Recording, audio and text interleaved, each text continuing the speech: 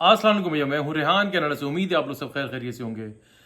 आज हम बात करेंगे भैया जस्टिन ट्रूडो साहब के जो उनका ऐलान आया, उनका इंटरव्यू आया और उसके बाद जो है क्या नाम है, उसके बाद अचानक से जो है अगस्त 28 को एक जो है एक यानी उनकी ऑफिशियल वेबसाइट के ऊपर एक मैं तो ये कहूँगा फरमान जारी हुआ कि भाई वर्क वीज़ा जो है वो अब जो है यहाँ पर उसमें कन्वर्ट नहीं हो सकेगा।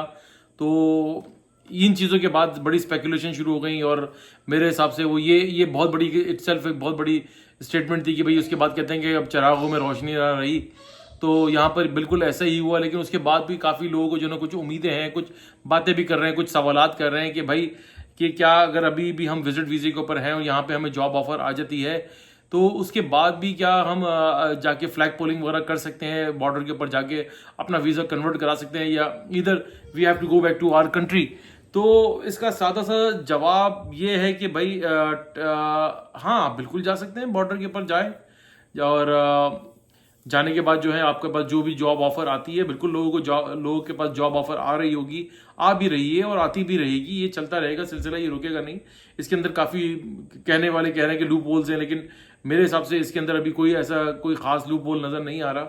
तो अब कहा किया जाए और कहा क्या करा जाए, इसके बाद सीधे भाई जवाब ये है कि अगर आप फ्लैग पोलिंग करना चाहते हैं, जैसे कि पहले लोग बड़े इजीली फ्लैग पोलिंग करने चले जाते थे।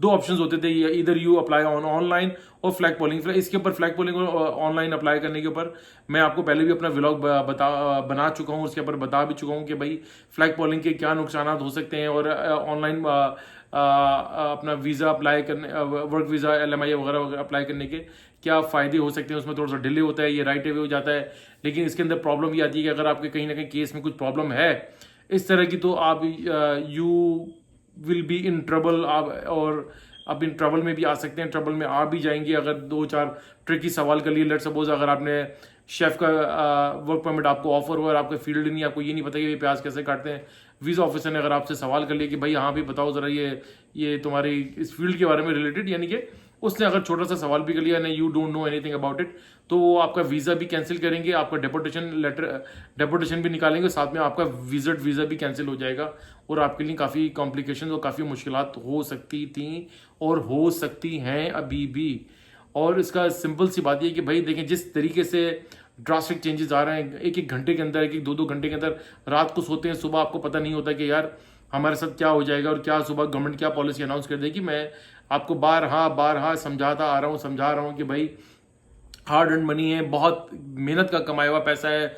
बहुत सारे लोग अपनी कुर्बानियाँ देते हैं, अपनी वाइफ का गोल्ड बेच देते हैं, अपने बच्चों के लिए जो फ्यूचर की सेविंग्स रखी हुई होती हैं वो बेच देते हैं, प्रॉपर्टी की मद में उन्होंने इन्वेस्टमेंट्स की हुई होती हैं वो बेच देते हैं फॉर अ बेटर फ्यूचर, के हम कनाडा आ जाएं और अपनी फैमिली को बुला लें।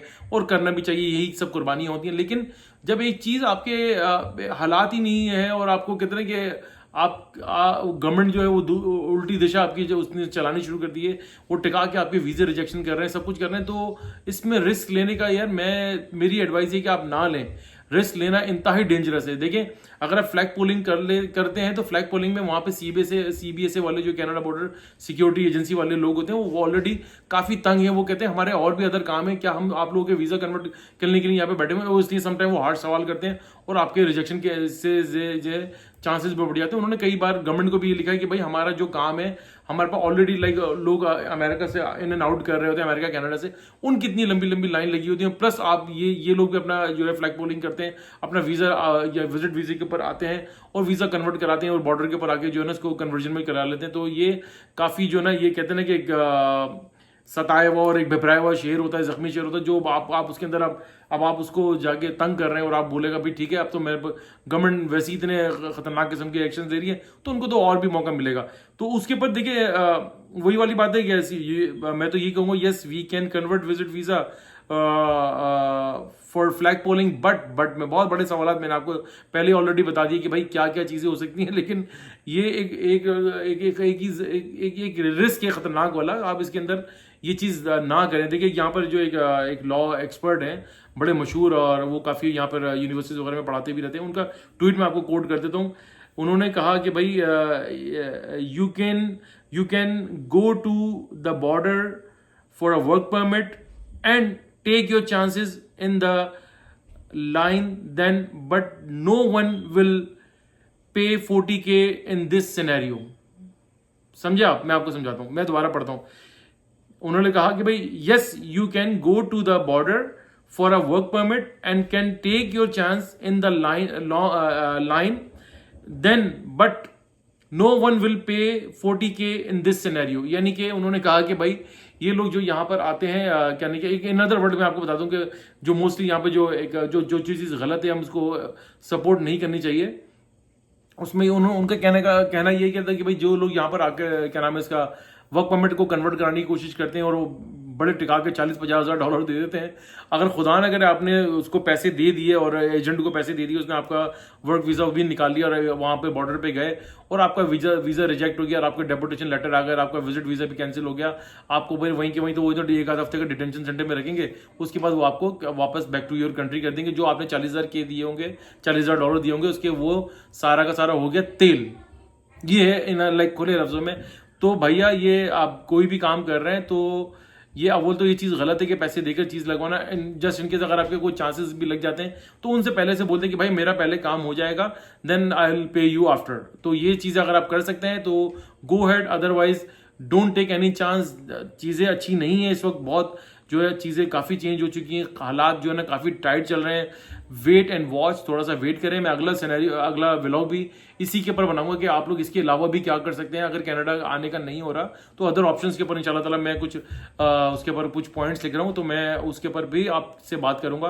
तो अभी फिलहाल अपना जो हार्ड एंड पैसा है उसको संभाल के रखें, कहीं इन्वेस्ट कर दें, कहीं फ्रीज ना करें, पार्क ना कीजिएगा। पार्क ऐसी जगह करें कि वो कहते हैं ना कि पैसे को पार्क कर दो, कहीं स्टॉक्स में लगा लिया या गोल्ड ले लिया या प्रॉपर्टी ले ली, ताकि आपका पैसा वहां से वो अप्रिशिएट भी होता रहे। और इन द मीन टाइम आप काम करते रहे, वेट एंड वॉच करें और देखिए हालात इंशाल्लाह ताला बेहतर हो जाएंगे। Canada is a land of immigrants. चीज़ें वक्ती तौर पर रुकती हैं लेकिन हमेशा के लिए नहीं रुकती है। इंशाल्लाह ताला दोबारा से काम शुरू होगा, दोबारा से लोग आना शुरू होगा, लेकिन थोड़ा सा सब्र और इंतजार के साथ।